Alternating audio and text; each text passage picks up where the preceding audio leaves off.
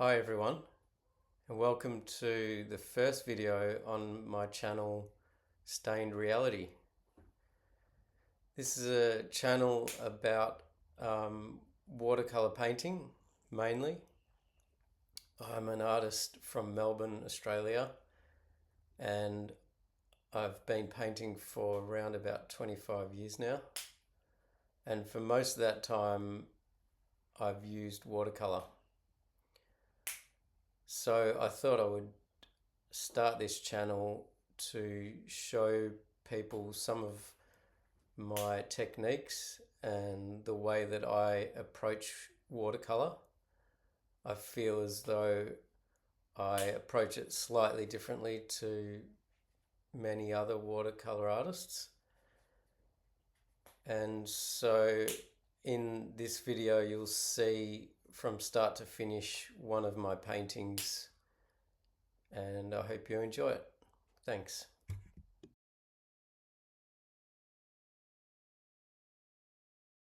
And thanks for joining me. I'm going to be taking you through the process of one of my watercolor landscape paintings. This is a scene that I saw in my neighbourhood in Melbourne, Australia. The reference photo is in the top right-hand corner. What really attracted me to this scene was the intense sunlight on the house and the front fence, and just the general quality of light in this scene. So that's what I'll be trying to capture as we go through this painting. So as you can see here, I've laid in a lot of my light tones. These are the tones that I've judged to be the lightest in the scene, and by getting them in early, I can see where not to paint over as the painting progresses. This shows you my palette and my mixing tray. I do a lot of testing for my paints. I paint a lot of swatches on these spare bits of watercolor paper, and that enables me to see the dried watercolor tone before I commit it onto the painting. The one thing I've learnt about watercolors is that the wet pigment is a lot different to the dry pigment, and often it dries much lighter than when you first put it on. So this way I get to see what the dried tone looks like, and I can more accurately use it on the painting.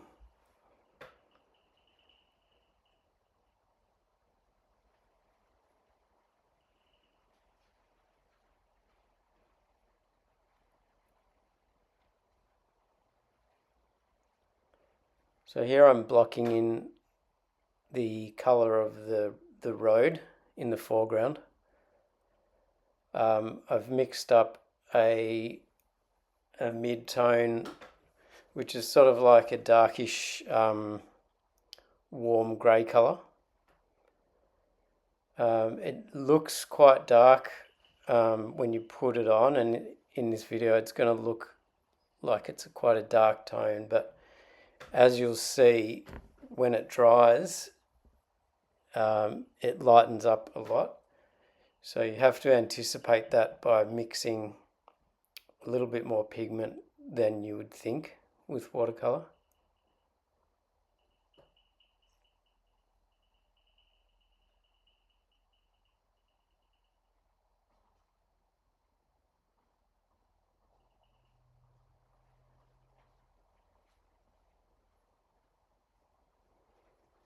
So there you can see the dried tone, and that's sort of the tone I was looking for, which was a sort of a mid-grey.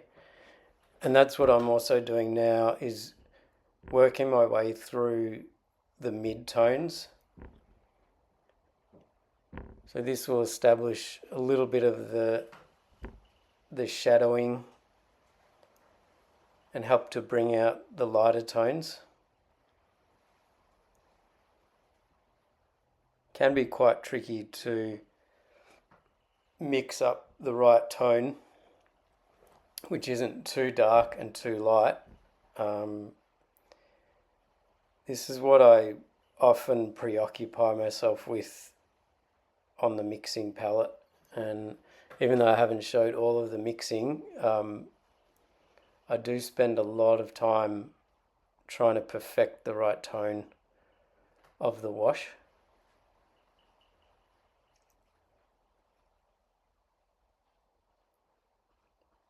This mid-tone here, the grey, is a lot more of a blue, cooler grey than the road, which is a warmer grey.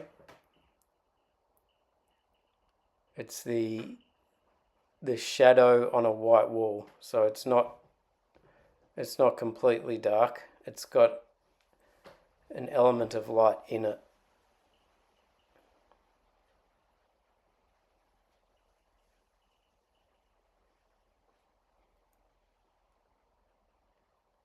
So here I'm running that same tone wherever I can see the same sort of shadowing on a white surface.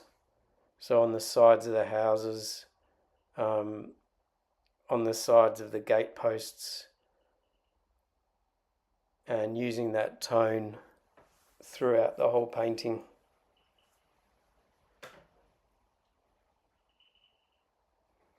I try where I can to unify different tones, even though there might be subtle differences throughout a painting.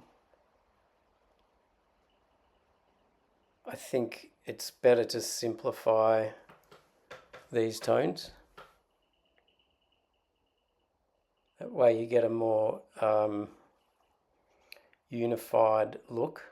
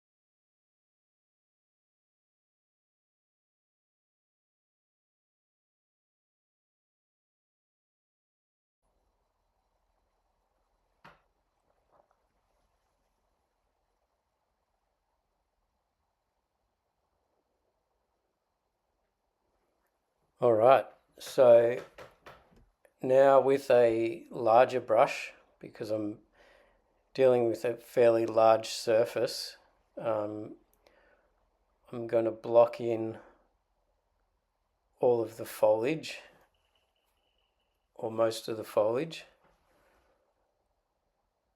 Again, I want to sort of homogenize the green that I'm seeing, even though there might be a bit of variation. I want to somewhat unify all the greens.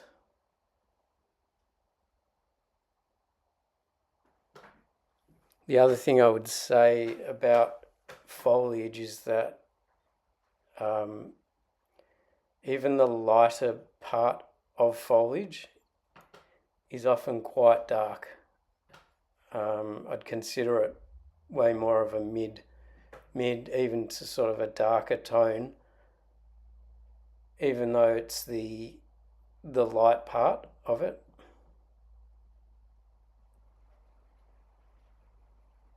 I think early in my painting career, I used to paint the foliage, the light part of the foliage, way too light. And when I finished my paintings, it was quite clear that the foliage was way too light, and it just didn't make sense in relation to some of the other things. And so it does throw off a lot of your values. And I guess that's a really important part in the first parts of your painting, is to really nail those tones and get them all in tonal values. In fact, I'd say with watercolour, that's almost the whole painting. As you'll see, once I've laid out these tones, I do a little bit of work on them, but essentially the tone that I put down is usually the finished product. Meaning you really want to get that tone right straight away.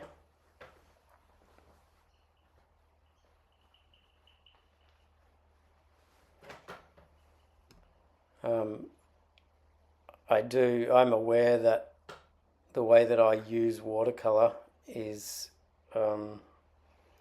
fairly different to a lot of the people that I've seen on YouTube doing watercolour tutorials. One of the reasons why I wanted to show my work was that I do approach watercolour quite differently.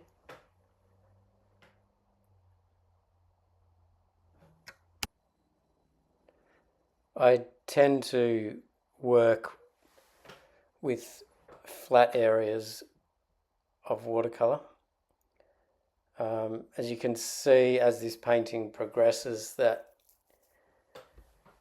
there's a lot of quite defined shapes which have quite an even wash over them, and for the most part these washes will stay as they are. And in this first process I try to get as close as I can to the finished product. So the result is quite a flat abstract painting, which I tried to create depth within that, using colour and tone and shape. One of the things I don't do a lot of is work wet in wet, and I have noticed that many watercolour artists do work wet in wet. And it's not that I don't agree with wet in wet techniques. It's just that I'm looking for a different result with the medium.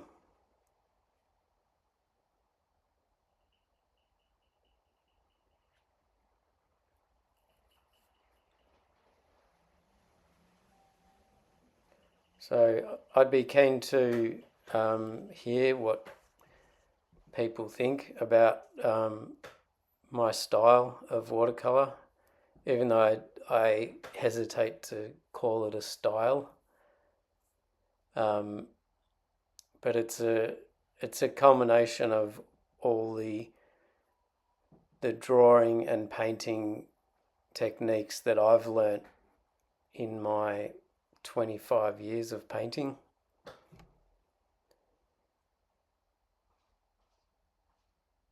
It's a style that I've been developing for that long, for more than 25 years now. And it's something that I think is quite unique to my work.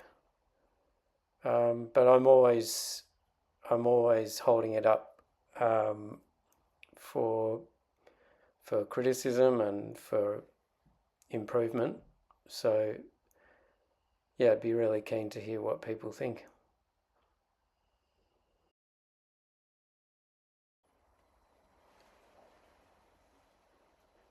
Now I'm blocking in the darker part of the foliage. I'm using a slightly darker, more translucent pigments on this wash, so that some of that green that's underneath will show through once that wash is dry. And I really am not going to do any more work on the foliage once I've done this. So this shadow really has to define the shape of the foliage.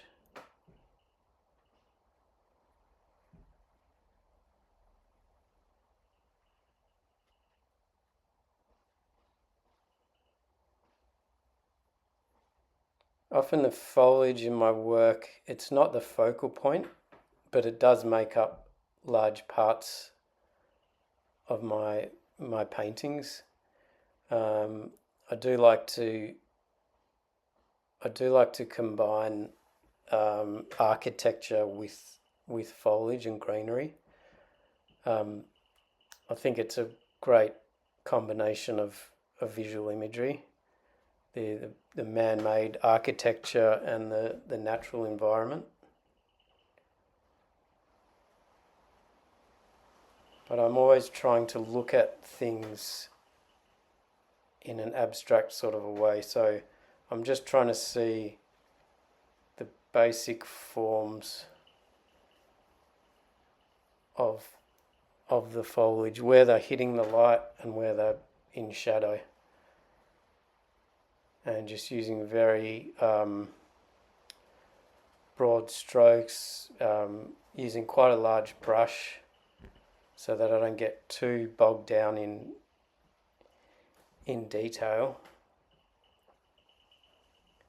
And then hopefully I will just leave it after this stage.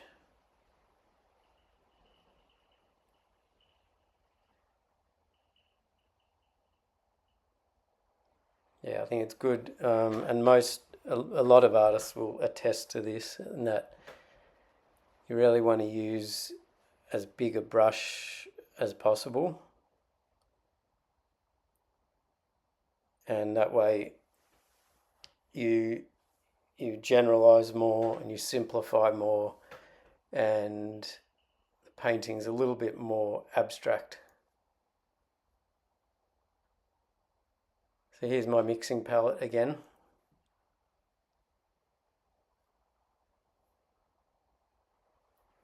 In this, I'm mixing up a tone that I'll use for the shadow on the road in the foreground, and the same sort of tone I'll use in various other places of the painting. We're sort of getting towards the finish of this work now, so the tones are quite dark. This tone in particular is ultramarine blue, burnt sienna, and alizarin crimson. All of those pigments are quite transparent, and whenever I'm mixing shadow colours, I try to keep the pigments transparent so that the underlying tone shows through.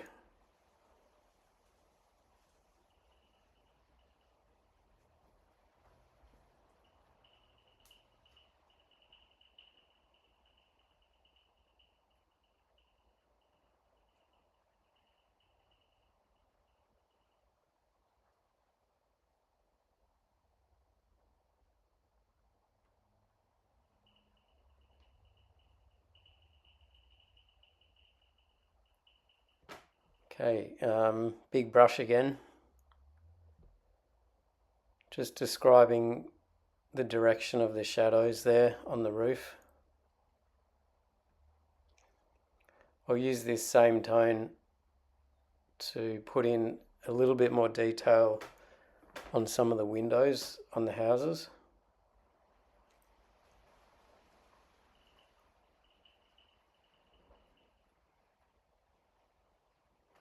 Being really careful during these later stages of the painting to not overwork things, especially where the tones that are already down are doing such a good job of describing the form.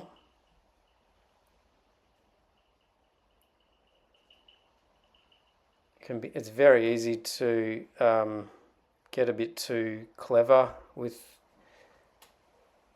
this part of the painting, put in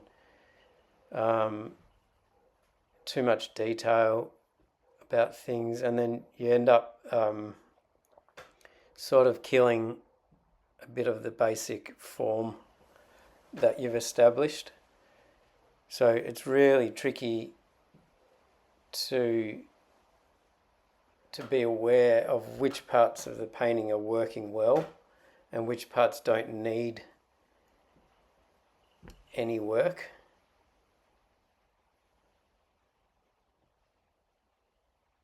I think that's the trickiest part of watercolour, is knowing when to stop.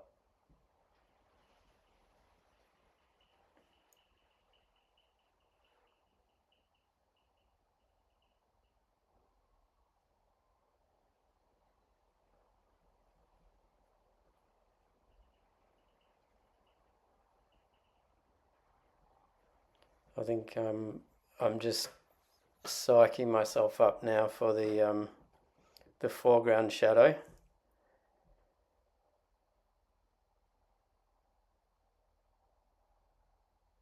Just want it to be, again, quite abstract, not to detract from the flat plane of the road and the driveway.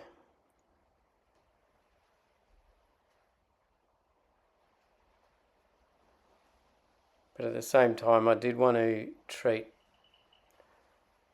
the foreground of the painting with the same sort of attention that I've treated the rest of the painting.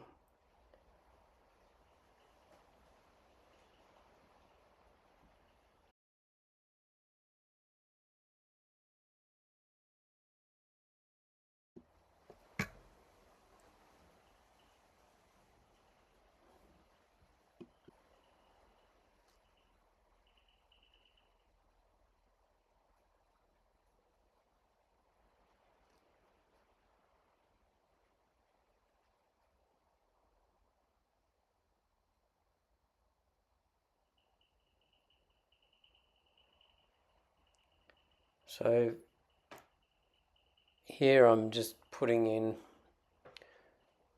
a little bit of definition that I thought was needed between the light and shadow of that golden yellow sort of bush in the middle of the painting.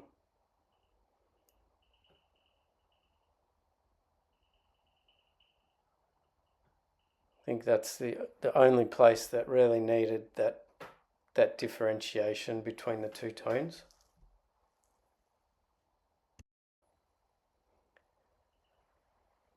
So what I'm doing now is a pretty common practice with many artists, and that is to get some good distance from the work and also to flip it upside down. And by doing this, we really get to see the painting in an abstract way. We're not distracted by the reality of what it is, but rather just by the abstract shapes in it.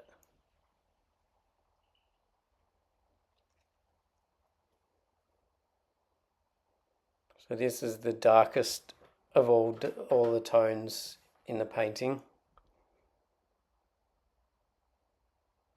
And I'll just try and use it very sparingly. Sometimes putting in too much of this dark colour will start to throw off all the values that you've done and kill some of the really nice light colours you have.